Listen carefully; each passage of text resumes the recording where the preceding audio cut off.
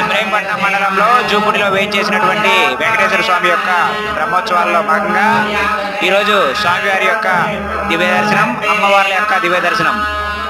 ప్రత్యేకంగా రాలేకపోయినా స్వామివారిని ఈ రకంగా దర్శనం చేసుకొని మనం పునీతులం అవుతాం. ఓం నమో వెంకటేశాయ.